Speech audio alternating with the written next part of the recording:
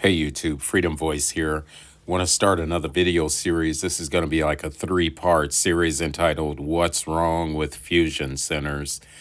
In this video series, we're going to look at exactly how the fusion centers are set up and how they're funded. I'm going to begin here with a video from PBS. Michael German is a retired FBI special agent who focused on domestic terrorism. Problem is there's so much collection that it's hard to discern which threats are real and which ones aren't. And particularly when there's so much disinformation and misinformation being pushed through this network of fusion centers. German is now a fellow at the Brennan Center for Justice and the co-author of a new report titled Ending Fusion Center Abuses. He argues the centers have been ineffective in assisting counterterrorism efforts, they lack effective oversight, and that the broad collection and sharing of intelligence that's not connected to any specific crime has led some fusion centers to abuse civil liberties. For almost 20 years now, these institutions have improperly collected information about people exercising their First Amendment rights. For example, in 2020, German says hacked, leaked data revealed that fusion centers in at least Minnesota, Maine, Texas, and California surveilled and then hyped the threat posed by Black Lives Matter protesters. So I guess you can already see that fusion centers were instrumental in Black Lives Matter. They were set up to, number one, surveil, and number two, to kind of hype the, all of the confusion surrounding Black Lives Matter. And that was in 2020. And they have been instrumental in a lot of other counterintelligence operations throughout the United States and even outside of the United States. Michael German is the one who was a special agent for the FBI. He was in my previous video. He did co-author this document here, What's Wrong with Fusion Centers. You can see his name there at the top. It was written in December 2007. You can see there Michael German as well as Jay Stanley. So this is a very, very well researched article put out by the ACLU. Again, another document by the ACLU. This one comes out of the New York office there. And so we're going to get into the document here.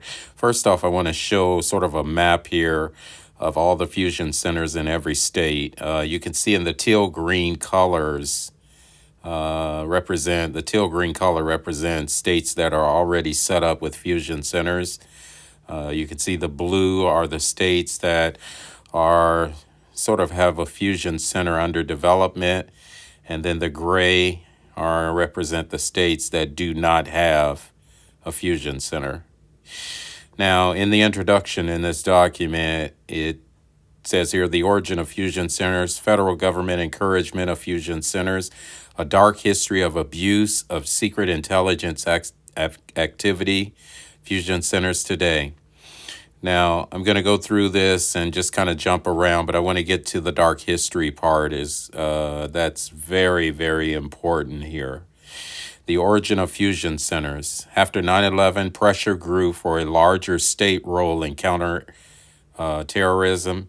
At first, the F-Boys attempted to increase intelligence sharing with state and local law enforcement by expanding their Joint Terrorism Task Force, JTTF, but state and local officials continued to feel that the federal government was not sharing enough information to allow them to prevent terrorist attacks. This frustration with the JTTF system developed because while state and local law enforcement officers participating in JTTF were given security clearances, secrecy rules prevented these officers from sharing any intelligence they acquired with other state and local colleagues who did not have such clearances. From a police department's point of view, it did them very little to send personnel into a task force only to have them cut off from and, for all practical purposes, no longer working for their departments. At least one city, Portland, Oregon, actually withdrew its officers from the Portland JTTF because of this problem. So you can see that fusion centers are set up not only to assist law enforcement, but they're also set up to sort of hide secret societies and their function and their role in quote unquote law enforcement. You can see that there's a close tie between secret societies, secrecy, and security clearance, the government, as well as law enforcement. It's a perfect recipe for corruption. And you're going to see that throughout the document. Goes on to say intelligence fusion centers grew in popularity among state and local law enforcement officers as they sought to establish a role in defending defending homeland security by developing their own intelligence capabilities. These centers evolved largely independent of one another, beginning in about 2003, and were individually tailored to meet local and regional needs. Now, I'm going to kind of skip here to the section that says federal encouragement of the growth of fusion centers. As fusion centers proliferated, national efforts at bolstering, defending, and standardizing these institutions on the part of governors as well as federal government began to intensify. The federal government began providing facilities, manpower, and financial resources to fuel the growth of these state and local intelligence centers. So you can see here clearly in this document, it says the federal government provided funding, manpower, as well as other resources to fuel the growth of these fusion centers. In 2006, the Department of Justice and Homeland Security produced a report entitled Fusion Center Guidelines, Developing and Sharing Information and Intelligence in a New Era, which outlined the federal government's vision for the centers and sought to encourage and systematize their growth. Intelligence sharing among states and jurisdictions will become seamless and efficient when each fusion center uses a common set of guidelines, the agency proclaimed. Now, that did not happen. There is no real consistency. There's definitely not any seamless networking between the fusion centers because they're all different. They all operate based on different rules. And so there's no collaboration for the most part between the centers. The guideline defined a fusion center as a collaborative effort of two or more agencies that provide resources, expertise, and information to the centers with the goal of maximizing their ability to detect, prevent, investigate, and respond to criminal and terrorist activity. These goals are laudable and appropriate for any law enforcement intelligence operation, as we all want police to be able to effectively protect us from criminal and terrorists. But the federal government intends for fusion centers to broaden their resources of data beyond criminal intelligence to include federal intelligence as well as public and private sector data. So you can see this is the reason why the federal government is funding fusion centers, is because they kind of want them to expand their scope of intelligence gathering beyond the state level to include the federal government. Now, here's the section that I really want to get to, entitled A Dark History of Abuse of Secret Intelligence Power. It says here, expanding the scope of an intelligence agency mission in that way, particularly when done in secret, is an invitation to abuse. As there is a long, nasty history of abuse surrounding vaguely defined proactive intelligence as carried out by domestic law enforcement agencies at the local, state, and federal level. Law enforcement personnel and agencies have actively joined with corporations to track, surveil, and harass the labor, anti-war, civil rights, and other movements pushing for social and political change. Now, I want to read that again. It says law enforcement personnel and agencies have actively joined with corporations to track, surveil, and harass the labor, anti-war, civil rights, civil rights, and other movements pushing for social and political change. So that's the purpose of fusion centers. They join with corporations to track and surveil and harass. So they're definitely basically the center for managing TIs, targeted individuals. They're the center and the hub for their surveillance as well as harassment. Urban police forces long maintained political intelligence unit, also known as anti-subversive squad or the Red Squad, which spied upon and sabotaged numerous peaceful groups, often in utterly illegal ways throughout the 20th century. And I want to show you a picture of the Red Squad. This is actually a picture of how the Red Squad was used back during the COINTEL program.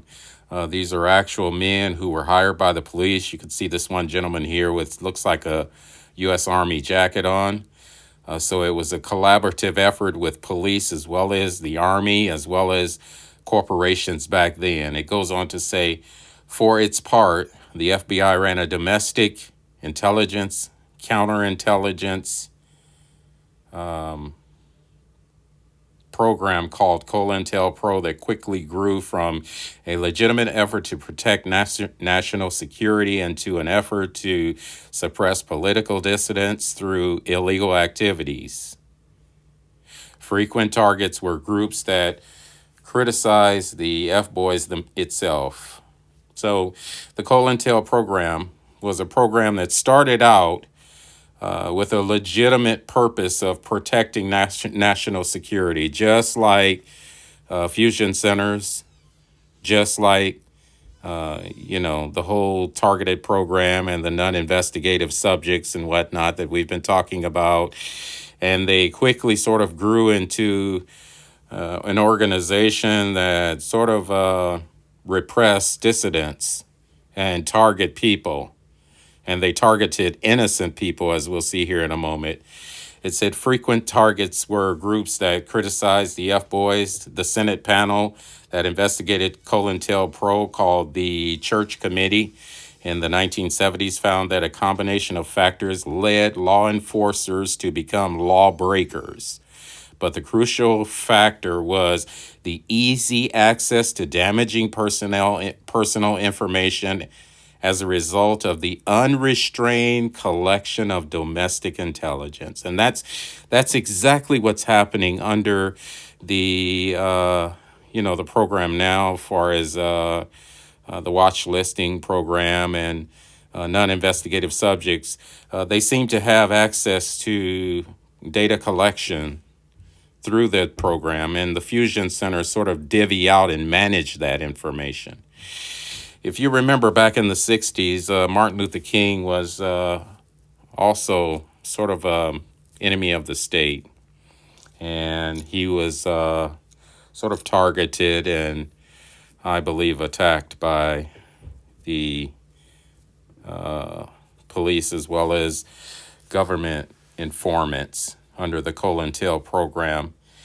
And in fact, I believe he was assassinated by the deep state at that time. Going back to the document here, it says the Church Committee found that part of the problem with COINTELPRO was that no one outside the F-Boys was ever supposed to know that it exists. No one could object to activities they weren't aware of, and as investigators found, the absence of disapproval was interpreted by the Bureau as sufficient authorization to continue an activity. Secrecy created a haven from the public eye where abuse could flourish. And that, guys, I believe is the reason why fusion centers are the center for abuse under the targeted individual program now, or the non-investigative subject program. I believe that a lot of what's going on now, as far as TIs are concerned, as far as all of the watch listing and the violation of human rights, as well as the violation of our constitutional rights, all of the loss of liberties can be traced back to uh, abuse under a secret program, which was very similar to the COINTEL program. This is a fact, friends. And as we continue looking into this, as we continue studying, reading through this document, you're going to see very clearly that fusion centers were set up to basically violate human rights, to spy on people, and to report back to the F boys. And basically track individuals who were either dissidents or people who were seeking for social justice. A fusion center is this Orwellian black hole. Lauren Regan represents two local climate groups that are suing Oregon's Department of Justice, which operates the state's fusion center, alleging they were being surveilled despite not being suspected of committing any crimes. Oregon, through its fusion center, is spying on lawful political organizations and activists, primarily using digital means merely because they were advocating, in this case, in opposition to the Jordan Cove LNG pipeline. We hope that this case will basically ensure that the government and the state are checked in their overstep of using these types of fusion centers as sort of black holes of spying and intelligence gathering, where the public doesn't get to know what is being done or why